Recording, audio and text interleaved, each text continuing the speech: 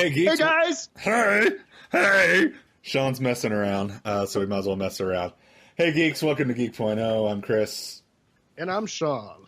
We are doing a little bit different thing here tonight. We're going to try something different, something new. We're still going to record the regular podcast. We're still going to be working to get guests on for Geek.0 Gets to Know. But once again, we're going to add to the repertoire of Geek.0. And this is a new segment that I personally kind of came up with after discussing it with Shawn. It's called Chris Finally Sees.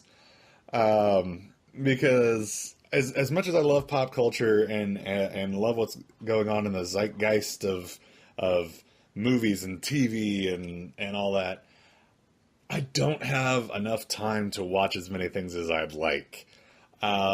So for this episode, there's actually two things that I got to finish in the last week, both of which were absolutely stupendous. One of which was thanks to American Airlines, which I'll talk about in a second. But the first one was Stranger Things. Finally got to finish it. It only took like 6 weeks to watch 8 episodes of this show. And then the other was The Martian. Which was also awesome. But first, we'll talk about Stranger Things. I know it's become this huge phenomenon. And now I can't stop talking about it, even though I'm 2.5, 3 months, whatever, however many months I am behind everybody else. I'm finally catching up with culture. But so, Shawn, I know you watched it a while ago. Ago. Yeah. And I just finished it. The minute it launched. Yeah. And man, it draws you in. I loved it so freaking much. Right from the beginning with the theme song. It's got such a 1980s John Carpenter, Stephen King feel, right? Absolutely. Yep. I mean, what did you love? What did you love about Stranger Things? And folks, this is going to be spoiler filled because at this point, when it's a Chris Finally Sees, that means it's been out for a while. So we're going to talk spoilery about it. We're not going to veil things and say, well, when a character talked to another character, then the thing happened. We're not doing that. So at this point, if you haven't seen Stranger Things, you are not tapped into the life force of all things. Or take you have a break. Or you have a 4-year-old and you have to watch Dora the Explorer all the time. Take a break and go watch it. And I feel your pain. So Stranger Things, honestly, for me, is super, super, super incredible. And I'll tell you why. Not just is this show incredibly good, not only is the casting amazing, is the writing amazing, is the theme song amazing, but to me, Stranger Things completely changes the game for Netflix. It really, really does. I read someplace that they had shopped this show around, the producers of the show, that I should say the writers of the show had shopped the shows around to, I want to say 12 or 15 some odd times to major networks, and they got turned down. Nobody wanted to take a risk on it because they thought it was too risky to do this 80s style show. They were like, no, it's not happening. And Netflix was like, please, please, please let us do this. So what makes Stranger Things so magical is everything you just said. It's got this amazing 80s feel to it, but they designed this show with all of these exceptionally well done, very pinpointed, throwbacks to classic movies and shows from the 80s. So there's all of these little moments that actually just touch the zeitgeist of your childhood, the things that were amazing and exciting and inspired you. And it does have the theme song and the intro to the show is so amazing. It sucks you in literally from the first couple notes. And when you said that 80s theme, it's that whole synthesizer sound. Yeah. And I swear to God, the logo, the letters, the font for the I swore for the first 4 episodes that I watched this that it must be based off of a Stephen King book that I'd seen, but I actually hadn't read yet. Right. I swore I had seen it before. And then I looked it up and found out, that they actually used a font that King uses in a number of titles. That's the font they used. Yeah. So they just altered it a little bit to make the Stranger Things logo. And so I'm like, but that's just goes to show like the depths of how much they worked to tie in these little moments of familiarity to suck you into the show. So, yeah. I mean, the show is amazing to me. It's one of the best things I've watched in a decade, at least. And yeah, it's amazing. And it's absolutely actually, it's the absolute best thing I've ever seen on Netflix. It's really that good. Wow. That's saying a lot with it is, especially like with my laundry list. Yes, Jessica Jones, but I'll tell you why. Because Daredevil's amazing, Jessica Jones is amazing, but they're all incredibly well done shows. But this show isn't just an incredibly well done show; it connects with me personally. And part of that is because you're a huge horror fan too, right? Well, I'm a huge horror fan, but almost every single movie that they tie into, that they tap for their source material in this, is deeply embedded in my psyche from my childhood. Right. And so it just feels like home watching this show. It's hard to describe. And it's truly, it's freaky at times, you know? It's creepy. It's just very, very well done. So I figure a good way to do this would be, for those of you who know, we have friends who do podcasts, and they've got a great format for something. We're not going to steal anything from anybody, but I think I want to talk about the things that we really love about this. And then I want to go into talk about the things that we didn't like. That way we can kind of break this up. So I'm curious because I know how I feel, and it's been embedded for a while. I want to know what you love. What are the things that you really loved about the show? The kids. I thought the kids were so freaking good. I'm blown away by how good they were. I mean, it's so easy for 12-year-olds to just ham it up or cheese it up or it not seem authentic. And every one of the kids in this show, from and honestly, I can't think of all their names. I know that Will got kidnapped, and I can't remember the rest of their names. But the kid with no front teeth, Chunk. Sure, yeah, Chunk. So he was probably my favorite part of the show.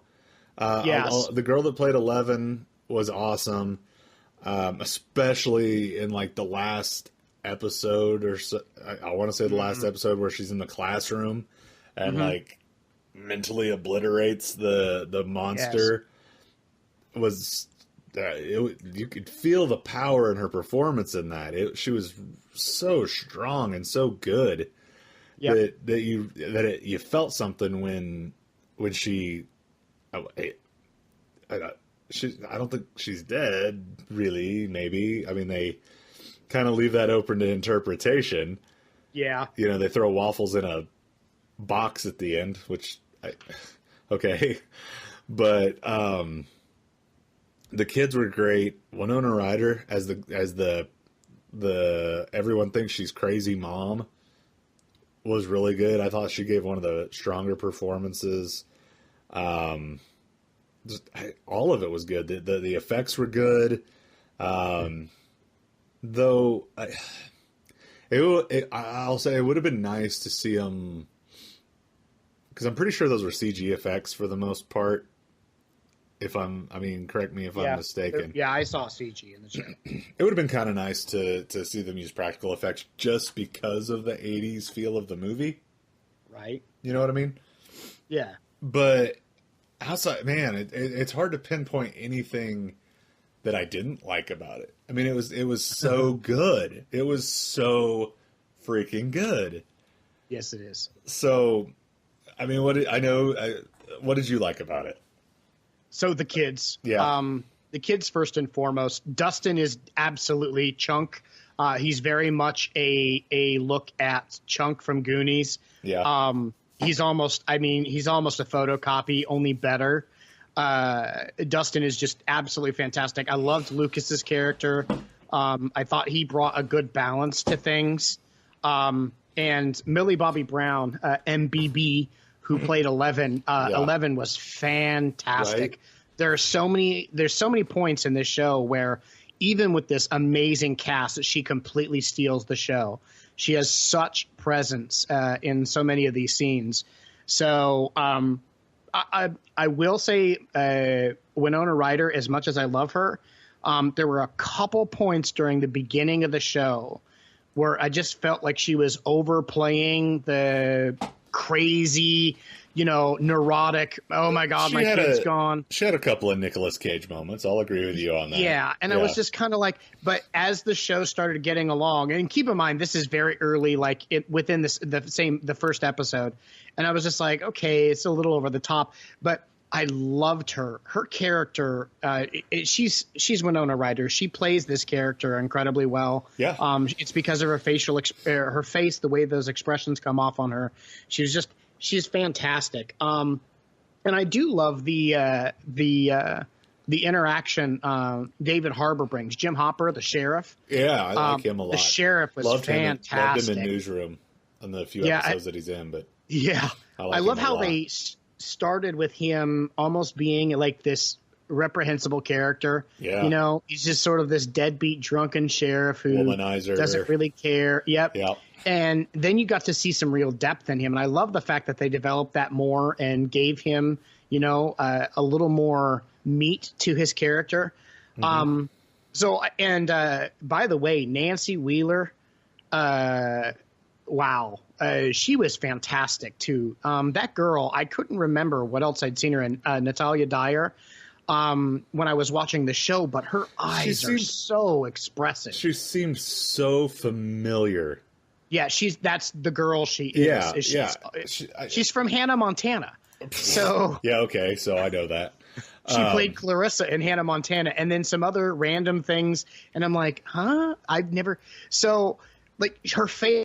Though she looks at you and you just feel like you know her, and but her character is so fantastic. And even what's his name, I forget his name, the kid who played the boyfriend, Joe Keery, who played Steve. I was so happy when he got his butt whipped. That made me so happy. He was so douchey, but then he had these these little moments. He had his redemption at the end and all that, but so the whole show is good. Matthew Modine's character, Dr. Brenner. Oh God, it's just so well done. So definitely the kids, though, they're the highlight of the show. I literally like I think it was the second to last episode when weird photographer kid Jonathan, right? When he beats the ever living crap out of Steve. I straight up cheered. I was like, yes, F that dude.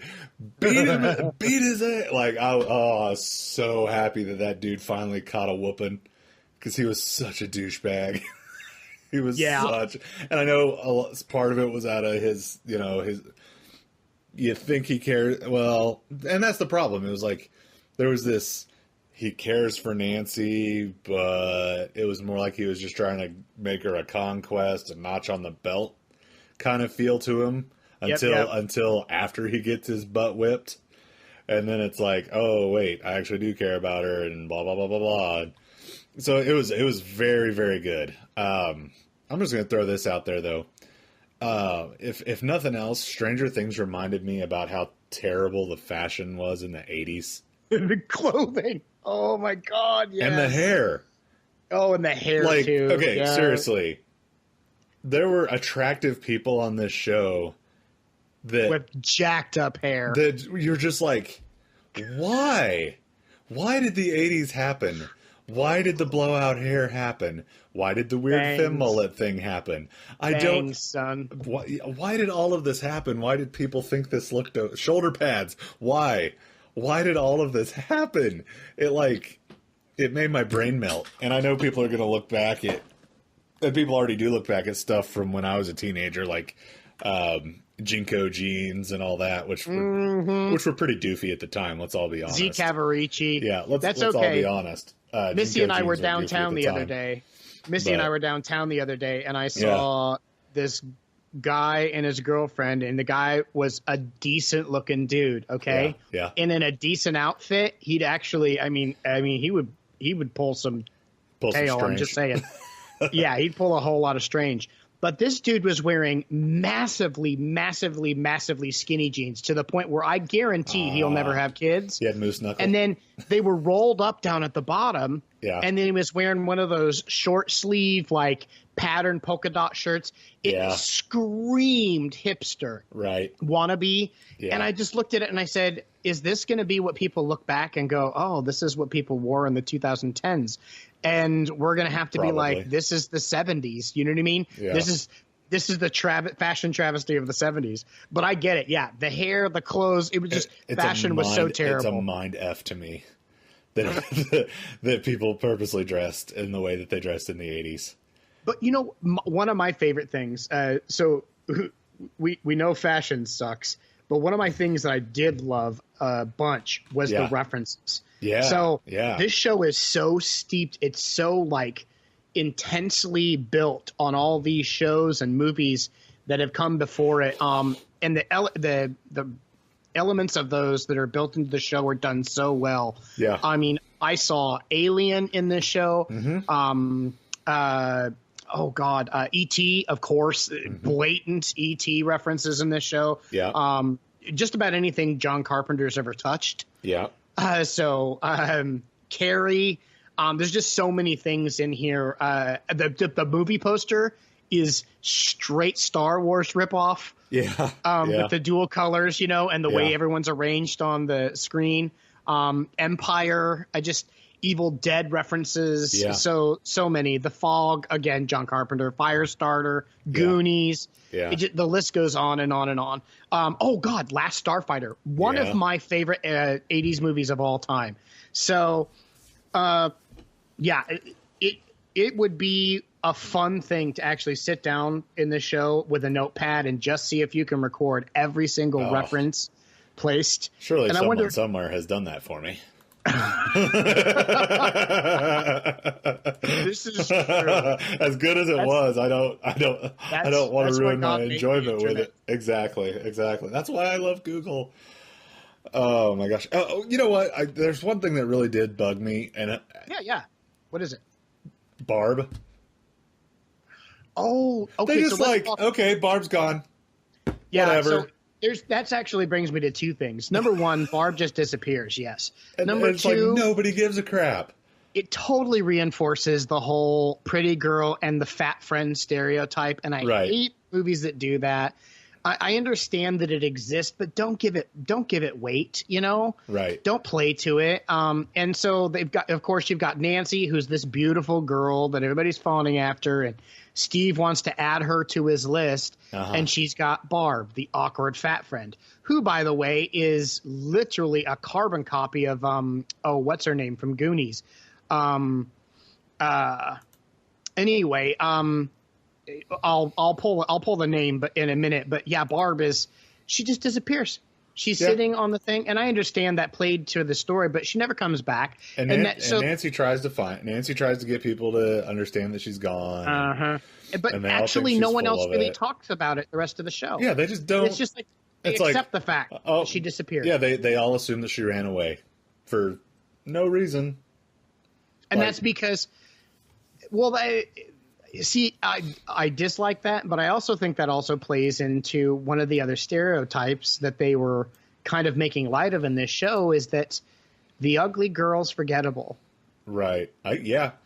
So I get where I get if they were trying to make that point, they definitely made the point. She just disappears and nobody actually even cares, you know? Yeah. And that's what I said at the end to Danielle. We're watching this, and I'm like, so everything in town's hunky-dory and perfect now 6 months later or 5 months later or whatever it is. But Barb's still gone. And not even Nancy's talking about it. You think Nancy would at least be like, Barb? Or maybe light a little, St. Mary candle or something for Barb. I don't know, something. And keep in mind that what they built this show on in the first place, the chaos and everything that was going on with him going missing, was Winona. This whole show was built. The first episode was Winona Ryder's insanely panicked, freaked out, what's the word? Paranoia and fear about what had happened to her son, Yeah. And initially everybody's like, he probably just is around you. And she's like, no, he's gone. Something happened. Yeah. But that never happens for Barb because Barb's the ugly girl. Yeah. Yeah. So what'd you think about the length of the show, man? Is not perfect? It was perfect. It was perfect. There was no filler episode. There was no fluffery to fill it out to get to 22. And that's that is one of the absolute best parts about Netflix. Yes. And it reminds me a little bit of the BBC in this way, that they don't have a uniform length of episodes for their shows. They let the storytellers tell their story in the medium that they want and in the length and the style that they want to tell the right story.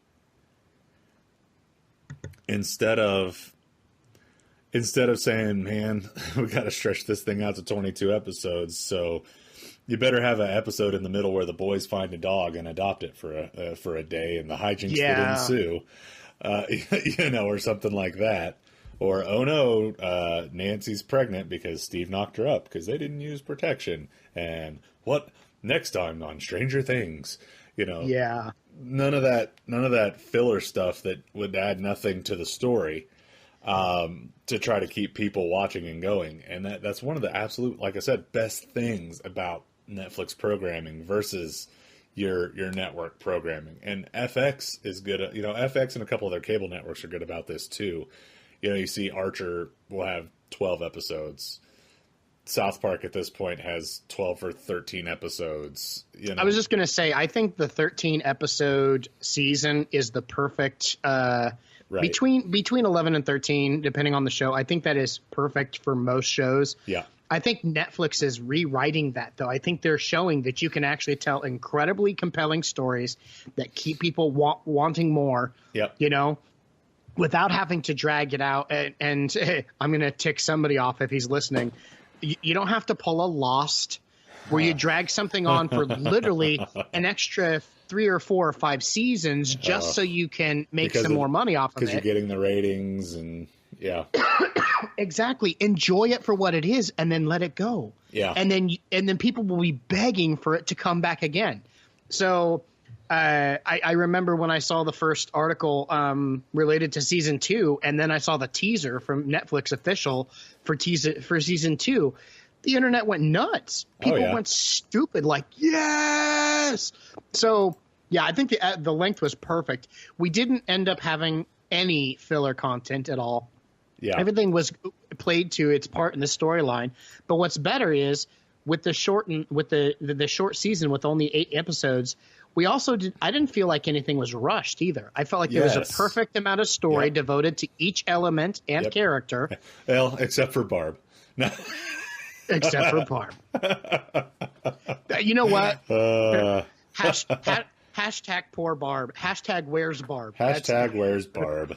Poor Barb. Hashtag what about Barb? Well, now let me ask you this. In the second season, do you think they're going to revisit these same characters like a year later, or I wanted to get into that. Yeah. So here's the deal. In order for me to speculate on that, I have to go into one of the things the theories that I'm kind of aligned with when it comes to this show. One of the great things about this show is it does exactly what you'd find in a King.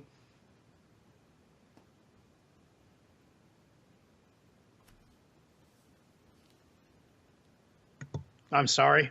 I coughed and I muted and I didn't unmute. I'm like, dude, I got no sound. Like we find with a number of great storytelling, especially with suspense, and that's where you get that Hitchcockian story that is full of suspense, and then you're kind of left to your own devices to put together what you think is going on or happening.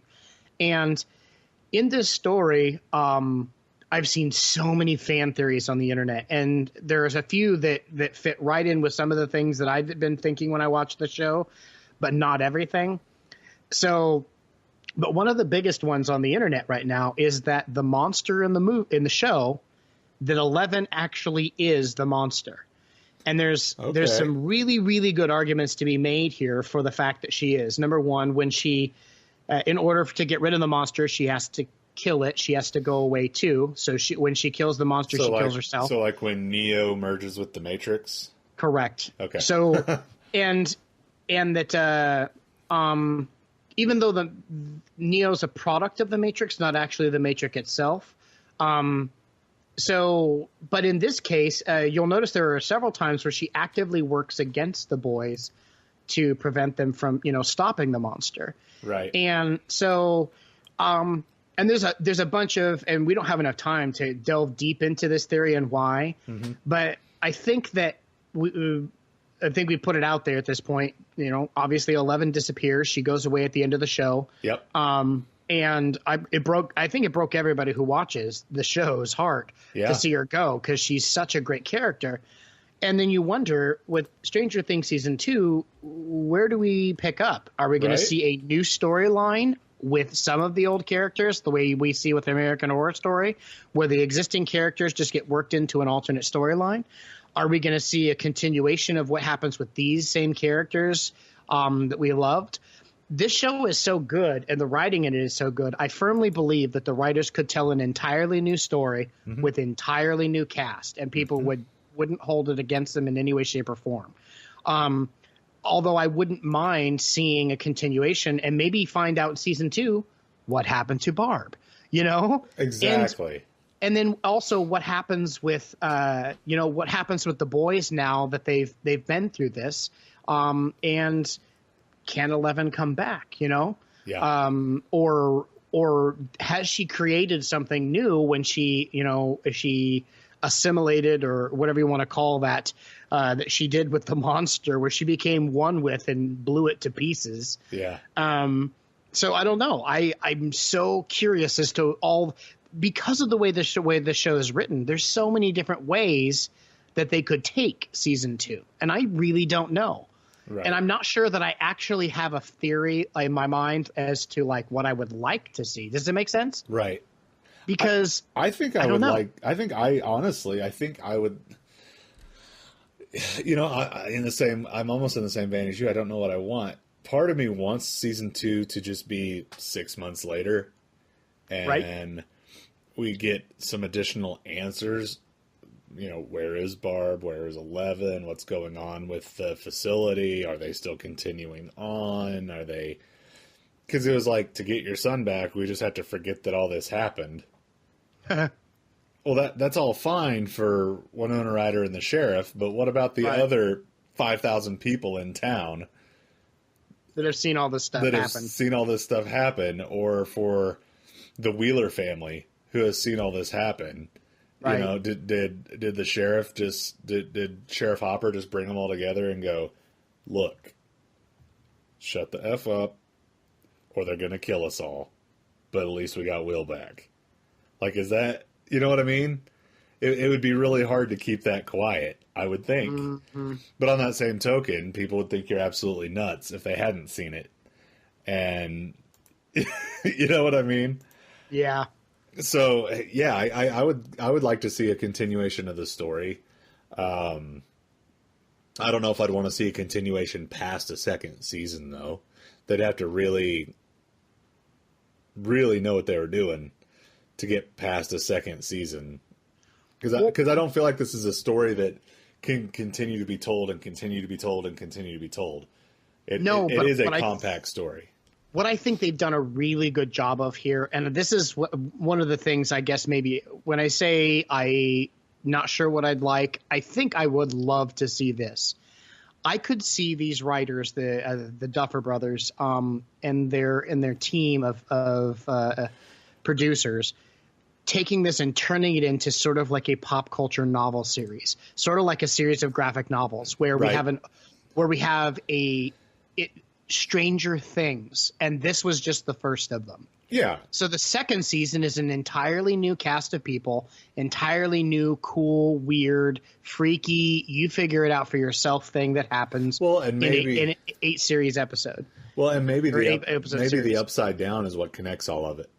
Right, and the Upside Down is... It's another facility with other people. With an underlying theme that somehow connects all of these stories. But ultimately, what you get are these individual microcosms of exceptional storytelling, right? That eventually have you can start to see the overarching tie-in between all of them. That would be fantastic. Yeah, and you could carry that out easily for 4, 5, 6 seasons. Yeah. If you were to go that route with it, you could.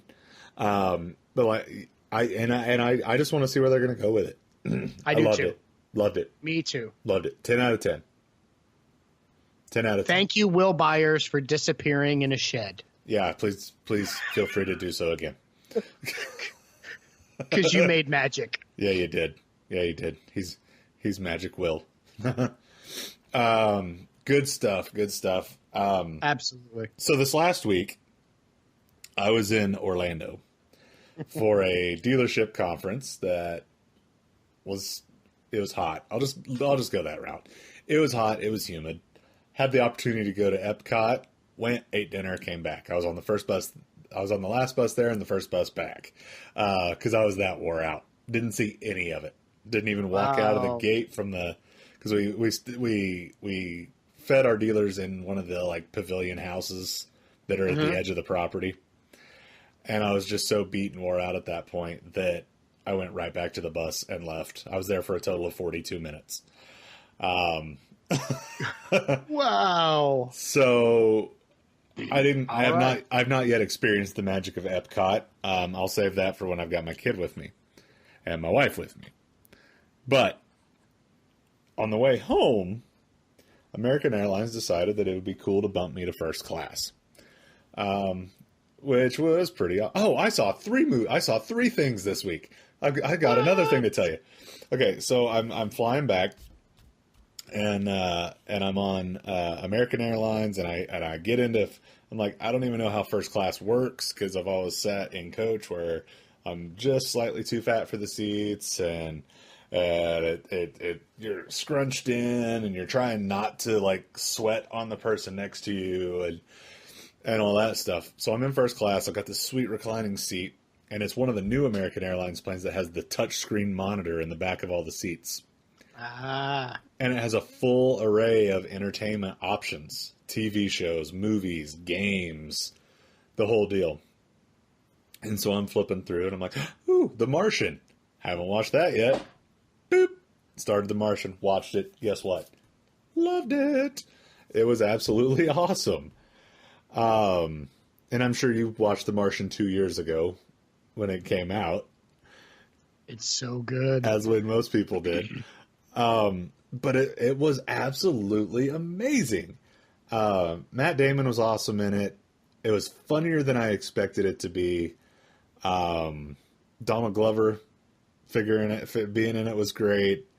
It's another one of those movies that it was really hard for me to find fault with The Martian.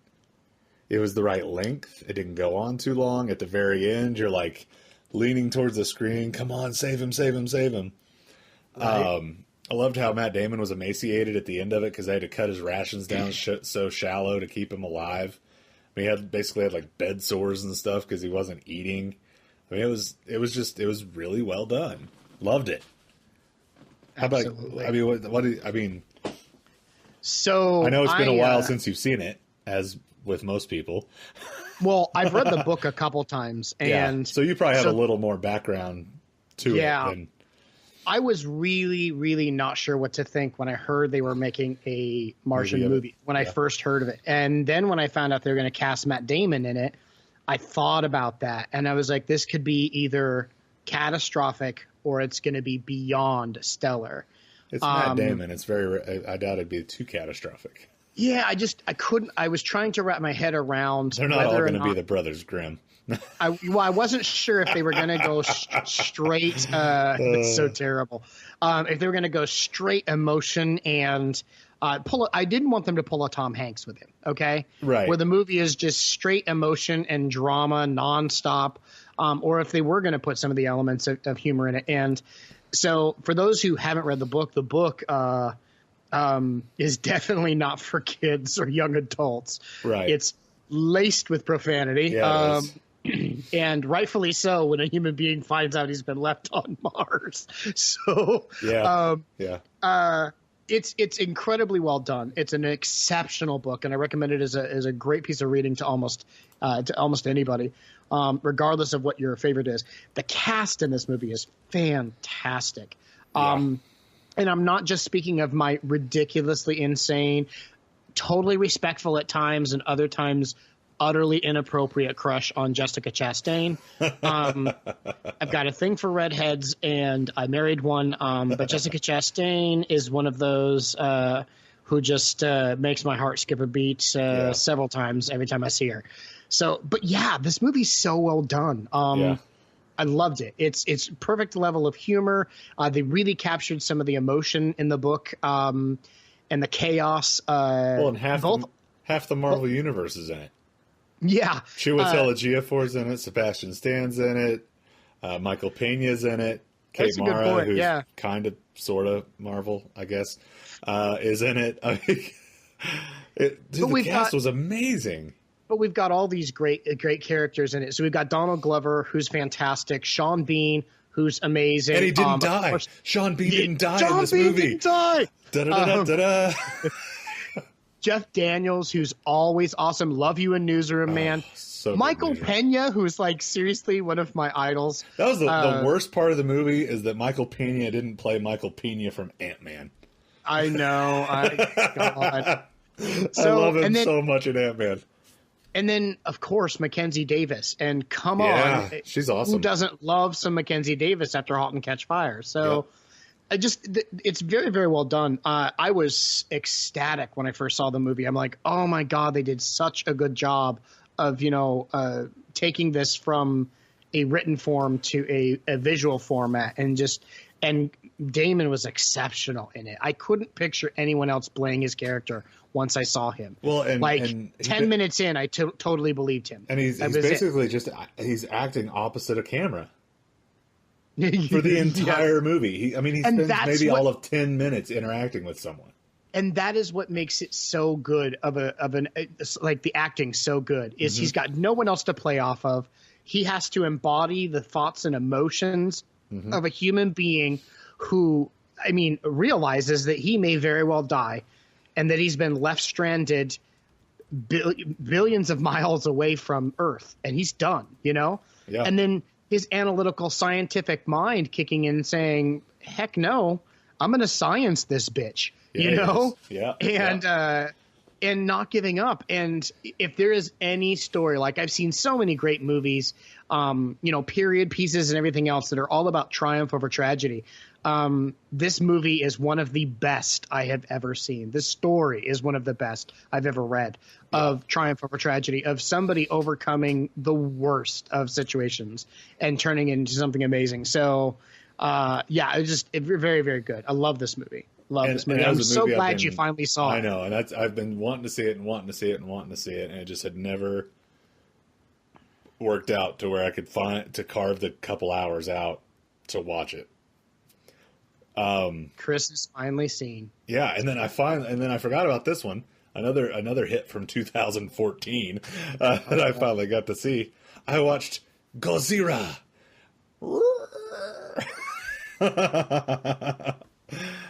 I watched Godzilla, dude. I got it for 99-cent rental on iTunes. Thanks, iTunes. And it came in handy when the second leg of my journey didn't go quite as well as the first, and was delayed an hour and 15 minutes on the tarmac because they didn't put enough hydraulic fluid in the airplane and the bathroom stank. But I was able to watch the whole movie. On a 45-minute flight, I got to watch all of Godzilla. So, and your verdict? I liked it. I didn't love it. It was leaps and bounds better than the Matthew Broderick Godzilla. There were some things I could have dealt without, mostly Elizabeth Olsen. probably could have dealt without her. Didn't think it was her strongest performance that had ever happened. I didn't get enough of there wasn't enough time to build the relationship between Kick-Ass and Scarlet Witch and their son, their superhero son, to get me invested in whether or not they were going to survive. But as far as eat popcorn and watch monsters beat the crap out of each other, I wasn't looking for Hamlet in the park with Godzilla. I liked the cast, outside of Elizabeth Olsen. I thought it was well done. I enjoyed it. I am looking forward to the next one where I believe he's going to battle King Kong, if I'm not mistaken. Is that right? So it appears. And then I kind of dug how they just made Godzilla the hero of the movie. Yeah. Right? He wasn't just some horrible. He rose from the depths to save us from the flying radioactive beasts, and then when he defeated them, he went back to the depths. He didn't destroy San Francisco on a lark. He saved us. Well, and I think that's what I loved about it the most. Well, that and Ken Watanabe. Yeah, he was awesome in it. But he's awesome. Ken Watanabe he's never been in a movie and not been awesome. No matter how bad the movie is, Ken Watanabe, you know what he is? He's actor. He's the modern samurai. Like you're terrified to disrespect this man. And every movie he's in, he's got such presence, and he's got that face. He's got both the angry face and the what in the world face, the WTF face. They're perfect. And so he was awesome in this movie. But I do love the fact that they went back to the Japanese roots of this thing, this radioactive beast, this monster. They went straight old school with it, only with new effects and a new feel. And they did just that. They made him the hero, that saves the city while destroying part of it in the process, unfortunately. So he's the Avengers. Yeah, but he does his thing. And I think the special effects were really good for what they were. It was a good movie. It was fun. It's not as good as the originals. I don't think, and you'd think with new souped up special effects instead of things hanging from strings, you'd think that it would be outclassed. But the original Godzilla films are just such fantastic monster movie fare. Yeah. And so they hold a special place, and nothing will ever, unseat them as far as, monster movies of that kind. But I truly loved it. And yes, if I'm going to stack it up against the Broderick movie. Oh, yeah. Leaps and bounds. Instant winner. Leaps and bounds. Instant winner. Leaps and bounds. So I'm glad you finally saw it, man. Yeah. But this brings me to something that we've talked about before. Yeah. And this is not these three things are not the only things. They're not the only three things I haven't got. And here's the deal, you haven't folks. seen. I love, and Shawn can attest to this, I absolutely love movies. I absolutely love television. I love storytelling. I just don't. There are only so many hours in the day, and unfortunately, I spend a lot of them in a truck where you don't exactly get to watch movies while you're driving. And even if you did, it's on an iPhone screen, so you're going to miss most of it anyway. So I just don't get as much time to watch stuff as I'd like. Right. I try to find things on Netflix, but there's a lot of times it's late, so I know I'm going to be falling asleep. So I'll fall back to I'll rewatch Futurama or I'll rewatch Archer. I think I've probably seen Archer 30 times through at this point.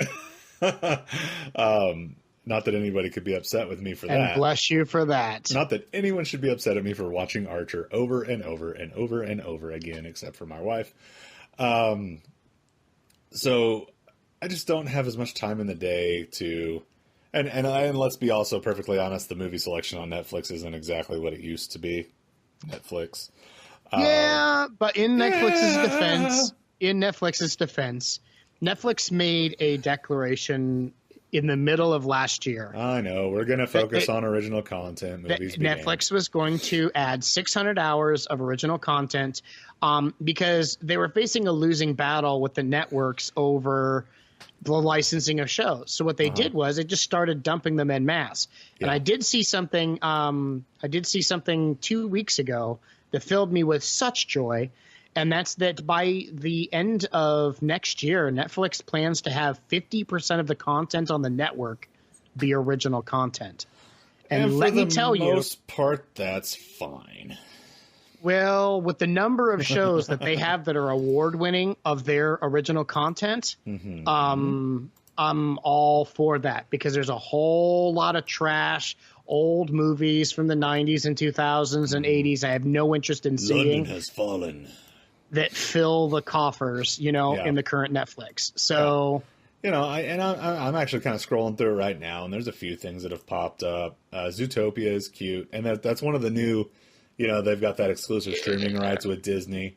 So you see that. I think the biggest thing I like about Netflix right now is it's basically the go-to place for stand-up comedy. Oh, yeah. So I find myself watching a lot of stand-up comedy specials. Me too. On Netflix. Mostly because... Go Patton! Go Patton! Patton Oswalt, Eliza Schlesinger I'm pretty into right now. She's funny. Ali Wong, hilarious. But it seems like every time they put a new movie on, it's some schlock that didn't do real well at the box office. Like, hey, there's Catwoman. Wow, 2004 Catwoman on Netflix. That's fun. God.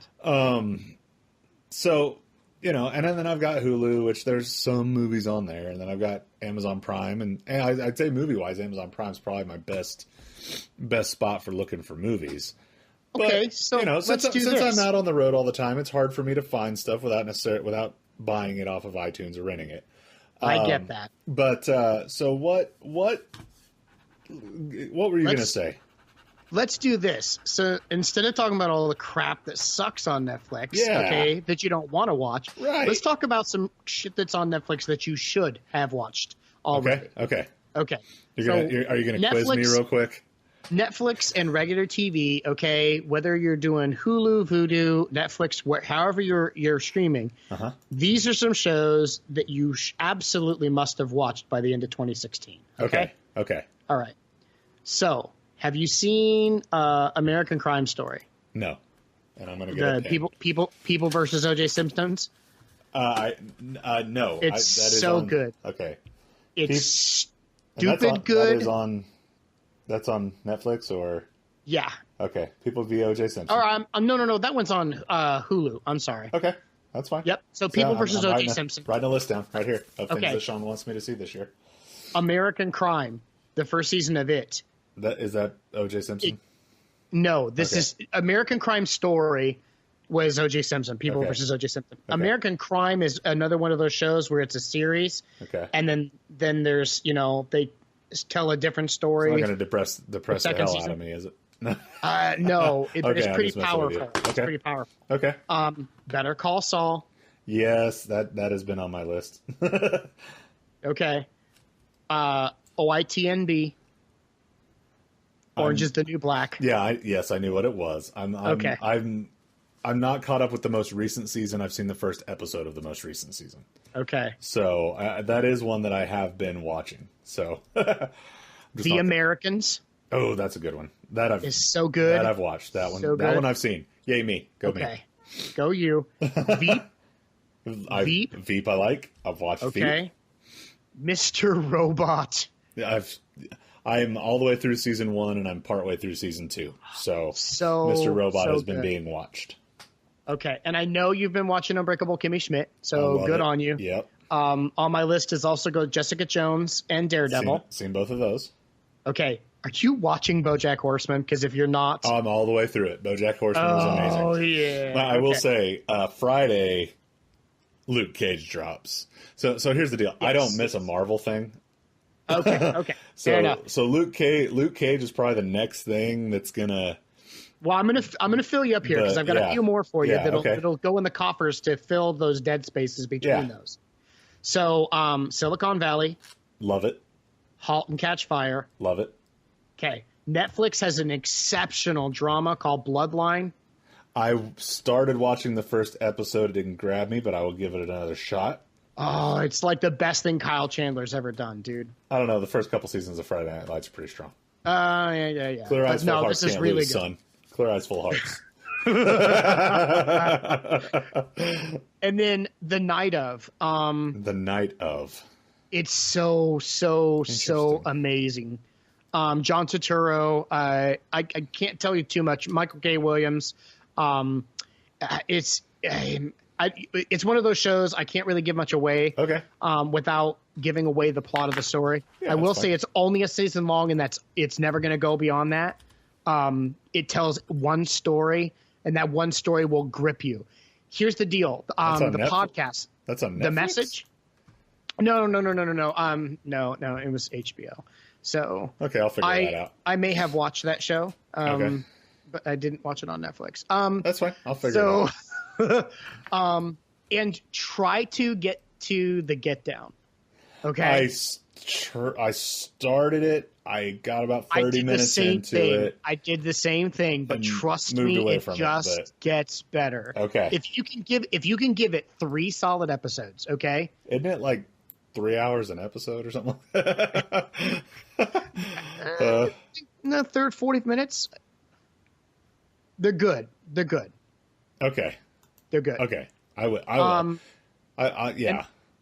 And then, so this is going to sound terrible. I'm going to stash my man card so no one tries to take it away from me. But my wife started watching Crazy Ex-Girlfriend, and I swore I was not going to watch another episode of it after I saw the first one that I had seen. It's actually really funny. I swear to God, if Glee was a little less like stupid and actually funny. All right, I'll try it. It's got lots of singing in it, but the songs are ridiculously stupid. They make no sense, and all they do is mock some situation in the show. All right. So instead of breaking into classics sang in full harmony by a group of people, it's like 2 girls singing about how small a guy's penis is. It's really funny. Okay. Okay. And then 11/22/63. Okay. I am halfway through 11/22/63. It's very, very, very good. Okay. And have you been following Aziz Ansari with I've not watched Master of None yet. Master of None? Oh, it's so good. I have not watched it yet. Okay. So just with that right there, that's more TV than any human being can watch in a month or 2. Maybe even 3. Challenge accepted. Challenge accepted. There's so much good stuff, and that's just scraping off the top. That doesn't include all the great, awesome stuff on CW. Yeah, it's not that I don't watch stuff. It's just it's hard to find. Not necessarily find things, but sometimes it's just easier to watch Young Justice again. Oh, I get that completely. I'll tell you what I did start watching, and I got about 3 episodes in, and I haven't had time to continue it yet, is Narcos. Oh, Narcos is Where are you at? I'm right at the beginning of episode 3. Of the first season? Of the first season. Oh, dude. I told you, dude. Chris has to catch up with culture. This is how strong Narcos is, dude. I saw that it was on. It showed up in my Netflix feed, right? Uh-huh. And I was like, I don't remember seeing that before. So I started 1 episode, and after I saw the first episode, I finished the show in 3 days. And that's with 3 busy working days. Yeah. I just powered through it was one of those deals where, with all the subtitles, you have to really pay attention. Yeah. And that's the other reason it took so long. It's not the reason. It's not that it's not really good. It's great. It's great. It's just it's so distracted from text messages and emails, and I kept finding myself having to back up 10 seconds to read what Pablo Escobar had just said, or whomever he was cutting the head off of at the time. To catch back up, or 20 seconds or 30 seconds. So it wasn't 46 minutes, it was 54 minutes. So I kept having to go back. But I do very much want to finish watching it. Yeah, for those of you who are listening seriously, Narcos on Netflix is a semi-autobiographical, semi-historical show about the drug war in Colombia. Drama. It's a historical drama about the drug Yeah. war in Colombia and the fight to capture Pablo Escobar. And I will tell you, the show is dope. And that pun is intended. That pun is intended, but it truly is. It's sick. It's so good. Yeah. So good. Dude, the part where they were talking about how he had too much money to hide because of how much money he was making, that's insane. Dude, it's even stupider than that. It becomes to a point where they have to find creative ways. Just starts giving it out to people in the street. Yes.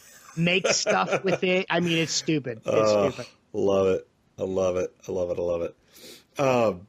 Thanks for watching stuff. Yeah, dude. I think this is kind of fun. This was a fun recording. So I think as I work through some of this stuff, we can record thoughts on them. I feel like we picked on you. We both know that there's times where you've been like, so have you caught up on? I'm like, I'm been really busy. And you're like, really, dude? It's like, really? Mostly just The Flash. I just really want you to watch. So, okay, here's the deal. You don't have an excuse this year because the CW is going to put all the episodes up the next day on CW TV on their website for free. So you don't even have to have Yeah, they ended their Hulu contract. And they're only going to have 5 episodes on at a time, so you have to stay within 5 weeks of the show. But you'll be able to watch all the, especially with Supergirl coming to CW or the DCW as I call it. I think a lot of people are calling it that at this point. But that's awesome. Should be easy for you to keep up with everything, at least CW wise. Well, that's good because my two favorite networks are Marvel Flicks and DCW. So Marvel Flicks and the DCW. Yeah. Yes. I like old 90s comedies Netflix or flicks. Old 90s comedy flicks. Yeah, like Scrubs and stuff. Yeah, I know Scrubs was so good, right? Do you watch iZombie? What? iZombie? Yes, I do. That's a CW show, and it is so good. So good, yes. I was so confused the first 10 minutes of the show. I'm like, yeah, I don't know if this is a comic book turned into a show or a show trying to be a comic book. And then after the first episode, I'm like, this is fantastic. Yeah, and then you learn it's a comic book show, and it's even better. Yeah. Okay, so I have a challenge for you, sir. Okay. Because I know there's a show that you haven't watched that I know you'll love. I want you to watch The League. Oh, I keep saying I'm going to watch it, and I haven't. That show you should be proud of me. I added it to my list. I'm proud to add it to your list. But I've got my list. Yours is The League. The League. That's your list. I will watch that this week. You are going to love. How many seasons of it are there? There's 7. Okay, I'll watch the first season this week. And I honestly have not finished the last season of it. So are they 46 or 20-minute episodes? They're 20-minute episodes. Okay, I'm on and it. And there's only 13 episodes a season. Yeah, okay. It's an FX show. It is so much up your alley. I will watch You are going to love this. I'm excited. Nick Kroll in this show is a masterpiece. You're going to love it. So Shawn's got his target for the week. I'll figure out which thing I'm going to watch for the week. I don't know what I'm going to watch yet. I'm going to pick. I'm just going to pick one, and I'm going to watch it for the 2 hours a night that I have grown-up time after my kid goes to sleep. And I'm going to watch. By the way, but Friday I'm binging Luke Cage, son. Oh yeah, me too. Not for you or I. Well, but for us too. But for those of you out there listening, keep in mind every month stuff comes and goes from Netflix. Right. So there are a couple of movies that are coming to Netflix in October that are like they should be something you watch. And every chance you get a chance to sit down and watch them again, you should do just that. Which would be. So the first of which is Ferris Bueller's Day Off. Okay, if you haven't seen this movie 100 times already, this is your chance to do that because it's streaming on Netflix this month, as well as Clint Eastwood's Unforgiven, another amazing movie. I have not watched Unforgiven in so long. October's your month, son. I'm so glad that's coming. That's awesome. Yeah. So And then in addition, where did it go? Hold on, I was trying to go through the list because I saw a few things. Robotech is coming in October, which is another fantastic anime from '85. Not a big anime guy. Yeah, but it's I'm good. just not. Oh, I like Afro Samurai. That one's cool. Once Upon a Time in the West, one of the greatest westerns. Good one. Sergio Leone. And then where is it? How to Lose a Guy in 10 Days. Don't care. Romantic comedy. It's freaking amazing. It's one of the best out there. It's one of my favorites. That Love movie McConaughey is about in this movie. two of the most horrible people that have ever walked the face of the earth. It is, and it's so funny. The chemistry on screen between them is so amazing. Ugh. It is literally about two complete and total douchebags, a guy and a girl. It is gross how evil reprehensible human being. Yeah, reprehensible human beings. Like straight up gross. But those two on screen together are magic, and that movie's great because of it. So, ooh, The Warriors is on Netflix. I didn't know that. I love what? The Warriors come out and play. That's what I'm saying. Is if people would just stop looking for that one thing that they're mad Netflix doesn't have. There's so much stuff to see. Yeah. So much. Well, and part of that is Netflix's fault because you scroll through and every category has the same 12 things in it. Yeah, I will say this. I think Netflix screwed themselves. I said this way back when they did it, about a year and a half ago, 2 years ago, when they changed the interface. Yep. When they changed the interface, they screwed themselves because no more are people getting to see a wide arrangement of recommended content. You just see that strip bar and that's it. And so they made the concept or the ability to just randomly find content on Netflix so much harder. Yep. And I understand that's because they're saying that their AI is so advanced now that they've got such a great pattern of your viewing patterns. They know exactly what you want to see. But no, they don't. Honestly, Netflix was the movie version of Spotify's daily, whatever you call it, where it picks random stuff for you. Yeah, my daily list. Yeah. And so that's what I loved about Netflix is in addition to shows that I love that I could go watch, there would always be some random things that I would watch that would show up and I go, I've never seen that. Let me watch it. I found so many amazing movies through that. And you can't do that anymore with Netflix. The biggest thing I miss with Netflix is the not interested button. Oh, yes. Why did they get rid of that? Because I don't want to watch London Has Fallen. I don't care.